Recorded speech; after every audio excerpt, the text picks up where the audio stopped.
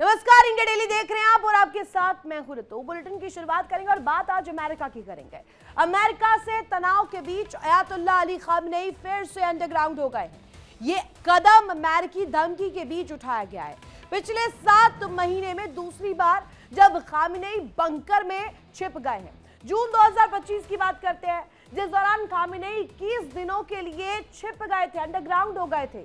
और दरअसल Iran America के बीच तनाव के बीच ये स्थिति बताई जा रही है। फिर से ईरान के supreme leader Ayatollah Ali Khamenei के फिर से बंकर में छिपने की जानकारी सामने आई है।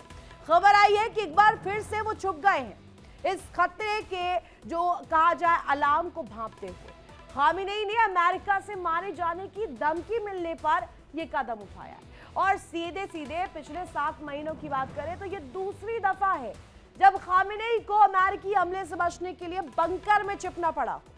2025 की बात करें, जून का महीना था जब वो 21 दिनों के लिए बंकर में छिपे हुए थे। अब बीबीसी की एक लेटेस्ट रिपोर्ट सामने आई है और उस लेटेस्ट रिपोर्ट में ये जानकारी, इस रिपोर्ट में एक जो बात महत्वपूर्ण उठाई गई है वो ये कि अमेरिका के राष्ट्रपति ने खामनेई का हश्र कासिम सुलेमानी या अबू बकर अल बगदादी जैसा करने की बात की है।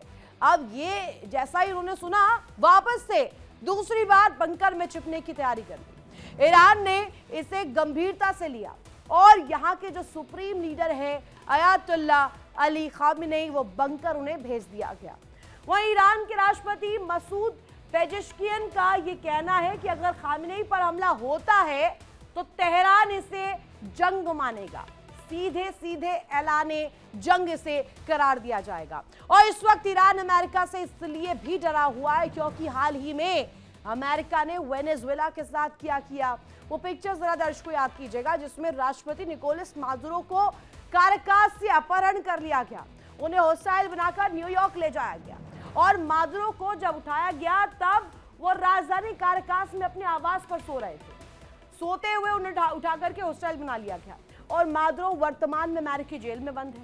अमेरिका का कहना था कि मादुरो ड्रग्स कार्टेल चला रहे हैं, ड्रग्स की पेडलिंग करा रहे हैं, जिसके जरिए साउथ अमेरिका में ड्रग्स को बड़ी खेप में उसका संचार किया जा रहा है, उसे बेचा जा रहा है। और इसीलिए उन्होंने ये इंपॉर्टेंट कदम उठाया। अब ईरान इस मुसीबत को समझ रहा है कि हो सकता है कि इसी दृष्टि के साथ कोई और हवाला देते हुए यहाँ पर ट्रंप खामनेई को किसी तरीके का नुकसान न पहुंचाए।